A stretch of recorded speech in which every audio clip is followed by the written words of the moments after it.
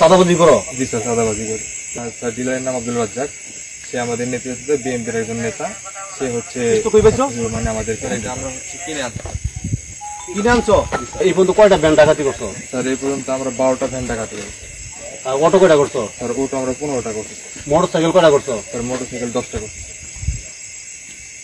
10টা motor cycle করছো? এই মোটর সাইকেল সেল দেবো কোথায়? স্যার এগুলো সব রাজশাহীতে চলে যায়।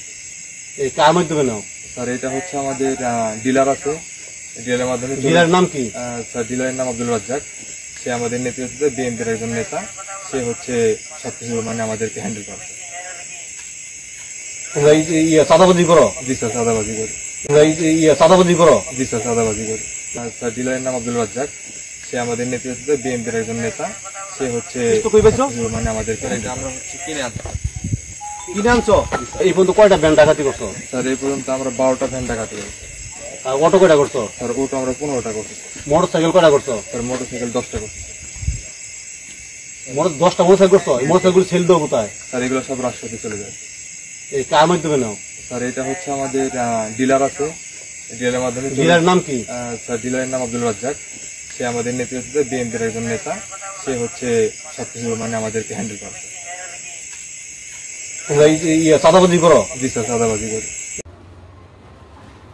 বর্তমান বাংলাদেশের এই হাল, যবে থেকে ডক্টর ইউনূসের সরকার আসছে তবে থেকে আমরা দেখছি বাংলাদেশে হিন্দু নির্যাতন, সাধারণ গরিব মানুষদের উপর লুটপাট, সাধারণ মানুষের গরু চুরি। মানে বাংলাদেশে মানে এরকম চুরি তো ছিলই, এখন বর্তমান এরকম ডাকাতি, মানে সেই পুরনো যুগ আবার ঘুরে আসছে সেই বাংলাদেশে। তাও নাম কার বলছেন? আব্দুল রাজ্জাক, একজন বিএনপি নেতার নাম নিলেন। এরা সেই নেতার হয়ে চাঁদাবাজি করে, এই নেতার হয়ে ব্যাংক ডাকাতি করে,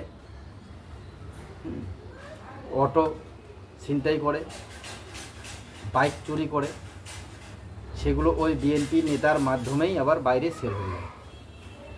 চিন্তা করুন, তাহলে আর কি বাকি থাকলো? এটাই বর্তমান বাংলাদেশের একটা চেহারা।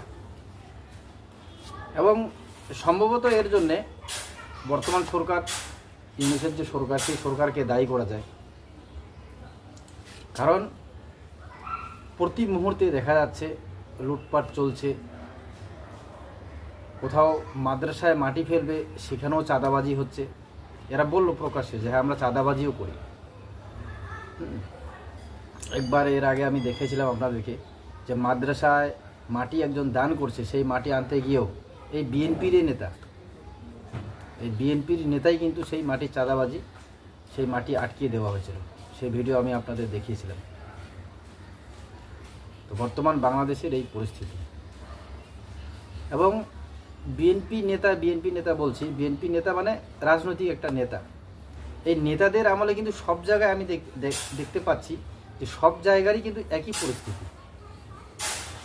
আমার মনে হয় এই নেতাদের বিরুদ্ধে জনগণকে সচেতন এবং জাগ্রত হয়ে আলাদাভাবেই কিছু করা দরকার। মানে শুধু ভোটের মাধ্যমে ওই একজন চোরকে সরিয়ে ডাকুকে বসাচ্ছি, ডাকুকে সরিয়ে চোরকে বসাচ্ছি, এরকম না। মানে এই ধরনের কোনো নিয়ম শৃঙ্খলা বের হওয়া দরকার যে এরকম চোর ডাকু যারা দাঁড়াবে তাদেরকে একদমই ভোট না দেওয়া। যাই হোক বন্ধুরা, আপনারাও ভিডিও দেখলেন। তো বর্তমান বাংলাদেশের যে পরিস্থিতি, আপনারা যদি ব্যক্তিগত কমেন্ট থাকে তো সেটা অবশ্যই করবেন। ভালো থাকবেন, সজাগ থাকবেন। জয় হিন্দ, জয় বাংলা।